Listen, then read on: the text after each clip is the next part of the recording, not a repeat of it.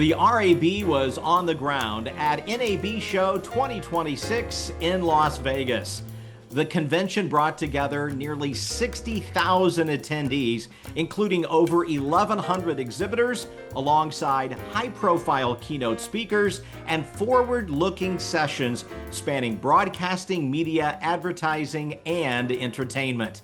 The conversation throughout the week for radio was clear. The medium continues to evolve. The new opportunities and a shared commitment to moving forward with one voice. We are excited to share the latest Radio on Main Street podcast series, featuring conversations with leading voices across the industry. Explore perspectives on advertising and sales, digital, innovation, AI, storytelling, content creation, community service, and philanthropy. And you will hear firsthand the passion that is driving their work, along with their outlook on what's ahead for radio. I always dreamed about doing Mike and Mike on the radio, and lo and behold, here at NAB 2026, inside the Enco booth on this amazing virtual stage, I get Mike McVay, and I could start talking about all of Mike's accolades, but then we would be done with the introduction and run out of time. But it's an honor to have a conversation here on our podcast at RAB. Thank you. With the legendary Mike McVay. Mike, thank you so much. Thank you so much for having me. I'm always quick to say to people, when they say legendary, that just means old. But I appreciate the opportunity, so thank you. Well, we are in Vegas, and again, as we record this conversation, Mike, it is the day after you received yet another amazing honor, but it's very personal to this organization, and certainly personal to someone who is very important in our lives, and that's Erica Farber. And last night at a dinner, again, as we record this program, you were honored at the MIW Lipstick and Lobster event. Tell us about what that means to you. Well, I mean, it's, to get the Erica Farber Legacy Award means a lot because, first off, mentoring and inspiring women is truly a great group of strong, powerful women. But to be a man and be recognized like that means a lot to me. I grew up in a female-dominant household. My father was there, but he traveled a lot. And so my mother was always a stickler for how boys should treat girls and how men should treat women. And my dad used to open the car door for my mom, and my mom would look at my brothers and I and say, "This is how a gentleman treats a lady." And so I would do that for my wife, and I still open the door for her. And if our girls are around, I look at them and I say that. And they both married gentlemen. And so that award last night is a full circle moment for me, not only to receive the accolade from a group that I admire, but somebody who's done so many amazing things, Erica Farber. It just means a lot to have it. So I don't know that I deserve it, but I appreciate it. Well, Mike, we were saying on a previous podcast, which again we're publishing from content created here at NAB, that there's just a few people that you don't want to walk the show floor at the NAB in Vegas because you will be late for where you're going. You are one of those. Erica Farber is one of those, and Scott Herman is one of those. Yes. And I like to think that I know the three of you are very much a part of the RAB family, but it's true. You can't get anywhere fast if they are in your company because everyone wants to stop and talk to you. Well, your listeners and viewers probably would have to Google who Red Fox is, but that comedian used to say, because he was a man of color, that he was like a bad watch that stopped every 5 minutes when he tried to go anywhere. And it's true, but boy, you don't want it to be the other way around. Right. Where nobody stops or says hello. And so I again feel very honored for that. I'm honored to be here. I know that you do this every year.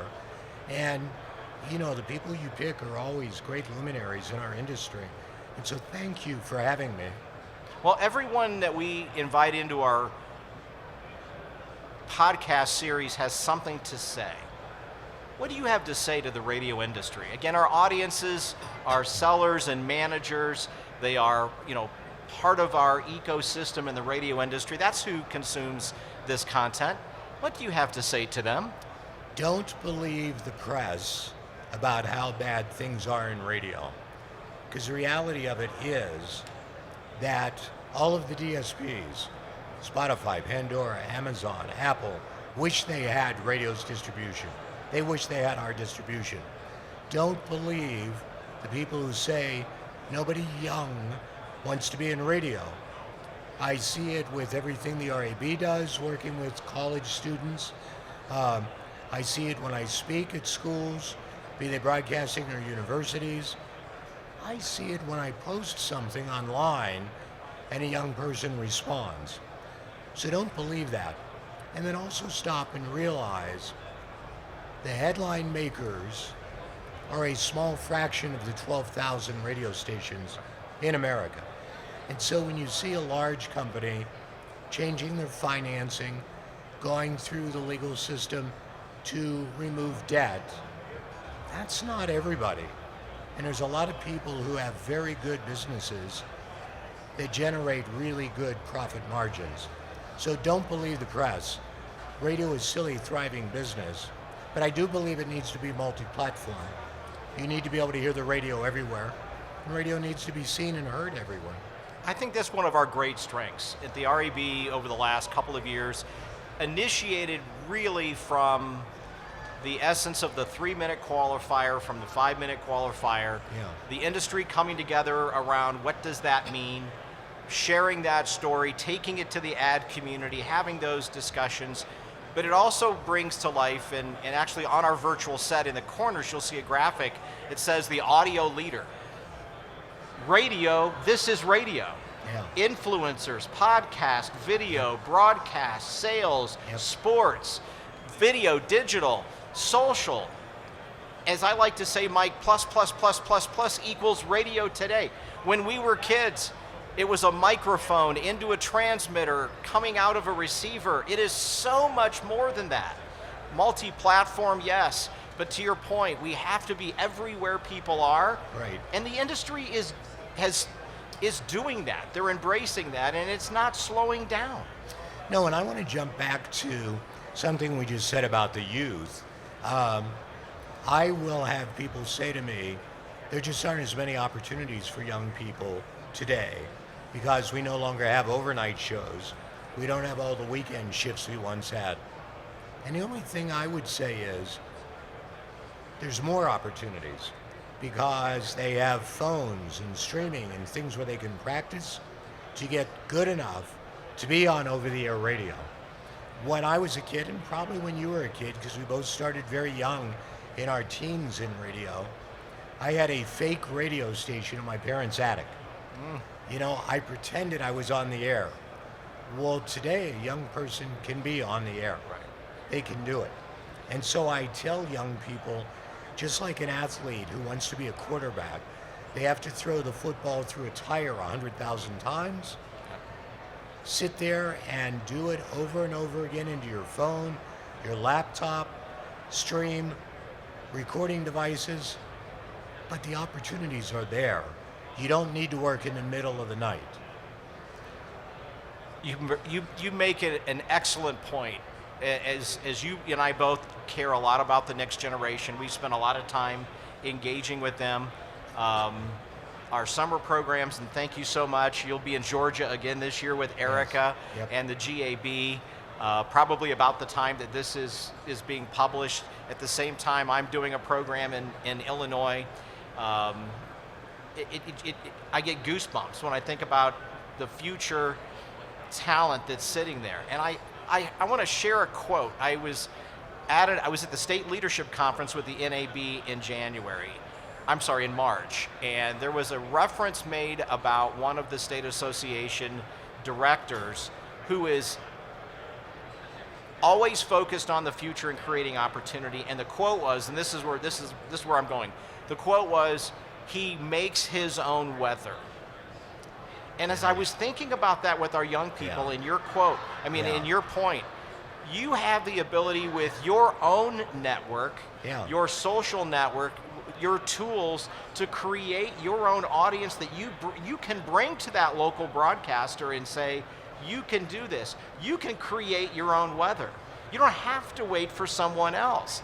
And that's the difference between microphone to transmitter to receiver. Right. And now it's all available, Mike. Oh, it's yeah. all available. Oh yeah, there's a young guy, Zach Sang, who I believe spoke, I may get the name wrong, but was at the BEA session yesterday here at the NAB. And Zach is still in his early to mid 20s, but when he was a high school kid, I was getting CDs from him with audio on them. And, you know, so it was probably about 2012 or 13.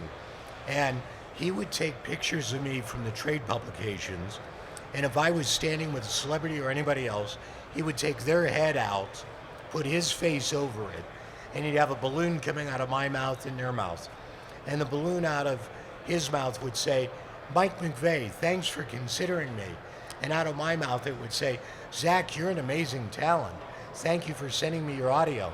And it got my attention. And the first time I met with him, I didn't know he was a high schooler. And this young man kept sending things to me, and he was doing a radio show in his basement, going nowhere. And I said to him, he said, next time you're in New York, I'd love to buy you lunch or dinner. And Auerbach said, I'm in New York, I had a dinner cancel, let's do dinner tonight. I can meet you at 6 o'clock at the Waldorf Astoria.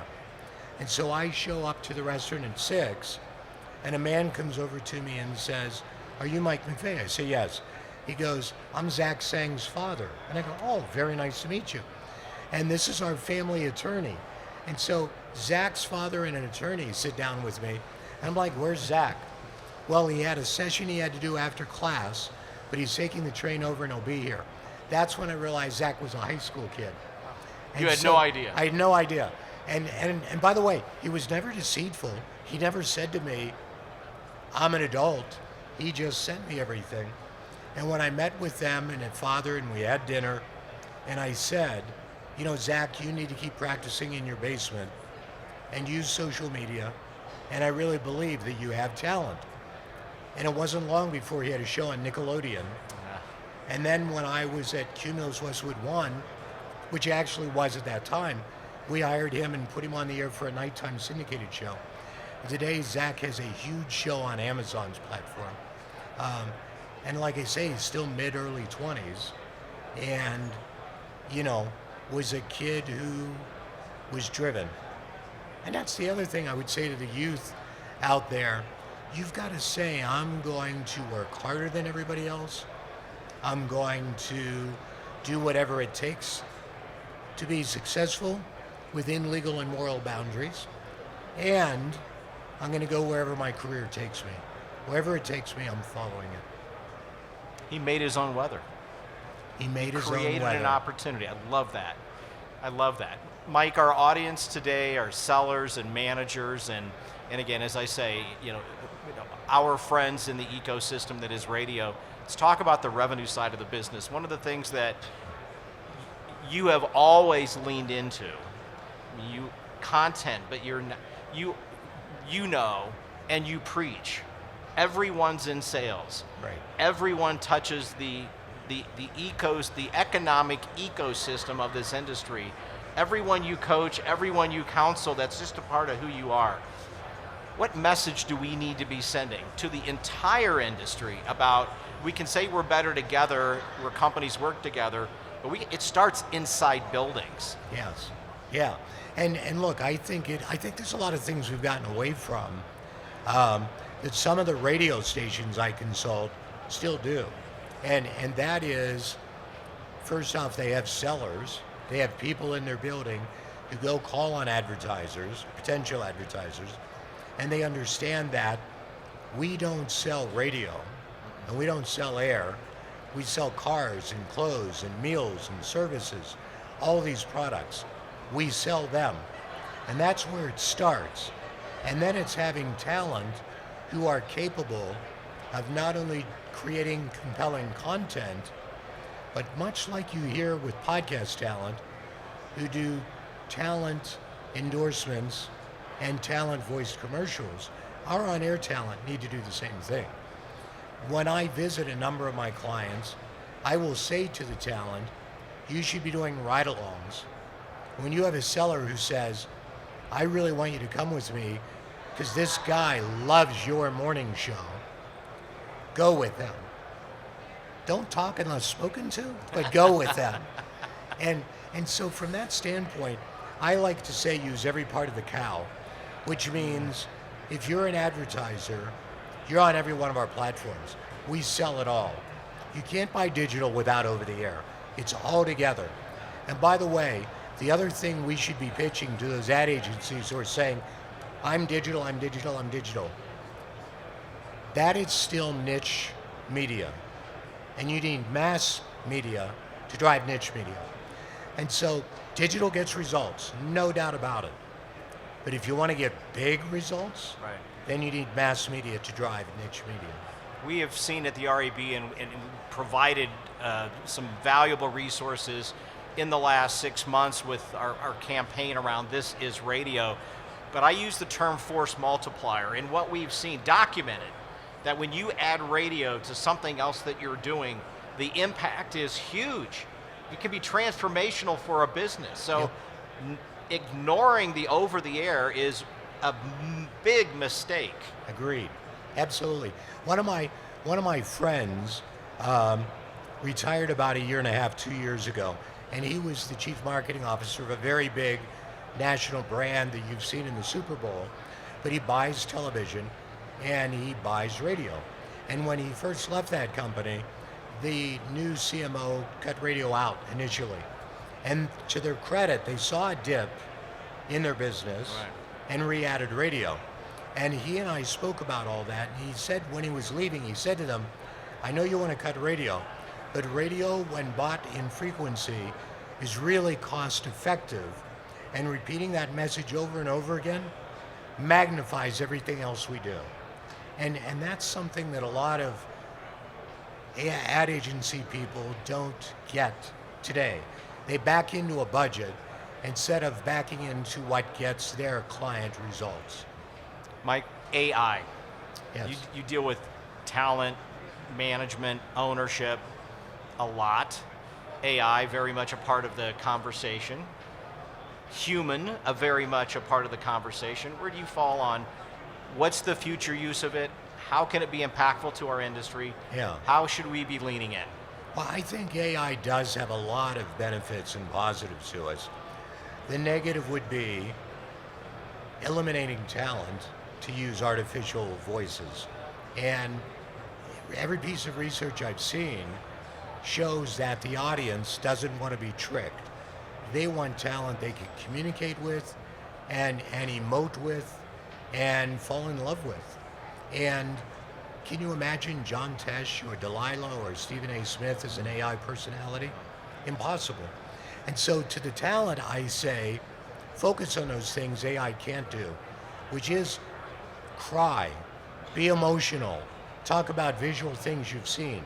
If I'm driving into work in the morning and I see graffiti on a water tank that's 500 feet in the air that wasn't there yesterday, AI is not going to be aware of that. And so what are those things that AI cannot possibly connect with? Focus on that. But from the standpoint of where AI is good, it can be a time saver. It can be accelerate the efficiency of things we do. And that's where I think AI has real value. Now let me also add this word of caution. It hallucinates. You know, I write a weekly column for Radio Inc. magazine. And somebody said to me yesterday, I assume you use AI to write those columns. I said, I do not. I said, believe me, I've thought about it, because it takes a lot of time to write that column weekly. But my fear is this, because AI goes out into the internet world and pulls in information, I don't want to plagiarize somebody else. And so I think you have to be careful of that hallucinative element. But I think when it comes to the talent need to be the talent, because that's who we fall in love with. All right, a couple more things, and I know that you got a very slow walk to your next event, which is typical for Mike McVay here at NAB and inside the Inco booth. And again, thank you so much for spending time with RAB and our audience today, Mike. I'm a big reader of books. I consume audio. I'm dyslexic, and so audio is really important to me. Yeah. And I can do a lot in different ways. And I was on an airplane flight a couple years ago, and I was listening to a book by someone that has created their own weather. And in that book, they start talking about a friend of mine and how that friend impacted their life. And then I've heard the author talk about my friend in very public ways, and then I look at you because he's talking about you. And it was Stephen A. Smith's book. Oh, wow. I'm listening to Stephen A. Smith's book on a flight back. I was on a Southwest flight, so I was coming from probably Las Vegas. And I got to the section of the book where he talks about this consultant that he interacted with at a low point in his life. And that consultant's name was Mike McVay. And he talked about how you poured into him and you saw something in him that at that moment in his life he did not see. And I have been present for him to win major awards, as I have been for you. And he's quick to thank you and to credit you. What's that mean? First off, I'm blessed to have had the chance to meet him and coach him and work with him. But it means a lot because a lot of people never stop and think about all the folks that help lift them along the way. And I know for myself, I never want to lose sight of that. And I said to him, half jokingly, I mean, when he sent me the book, and there was a little post-it note in that page, and I opened it, and I said to him, I'd forgotten that he'd said to me, I mentioned you in my book. But I've had a lot of people say, I mentioned you in my book, and it's 2 sentences. And I had a page and a half. And it meant a lot to me because I had no idea I was impacting his life like that. People like you and I, the majority of people probably who are, engaged with this episode right now, never stop to think about the ripples we create when we throw a stone in the pond. And that meant a lot to me. Now, the joking part of it was, I said to him, I never realized you paid such close attention. And that wasn't true. But it meant a lot to me. I mean, it meant a lot to me that he listened. And he's an amazing talent. He has gone where no one else has gone. I mean, the level that he has lifted to is so uniquely different from other shooting stars. But I will tell you, one of the things that is very unique about him is I'll see him on Bill Maher or some program and text him and could give him 2 sentences on, while I really like this, you were engaged with such and such. And I'll either get a phone call or a text back, and it'll say, why did you say that? What made you say that? And he's not going, what made you? He wants to learn. He wants to know. What did you like? What was that? Do I need to do more of that? We are lifelong projects. I know you are like I am, a lifelong project. And so that's the other thing I encourage young people is, don't stop. Keep working on you as a human and as a professional. We're going to leave it right there. Mike, Radio Hall of Fame, a giant in broadcasting, now an Erica Farber Award winner from the MIWs. You have lived a wonderful life, but you've lived a wonderful life and you've given back every step of the way. And I think that's why those things happen. That's why you can only go about 3 steps before getting stopped in a hallway with the other individuals I mentioned earlier. And for that, you're a difference maker, and we appreciate you and thank you for spending a little bit of time with us here at RAB. Thank you very much for having me. I truly appreciate it, Mike.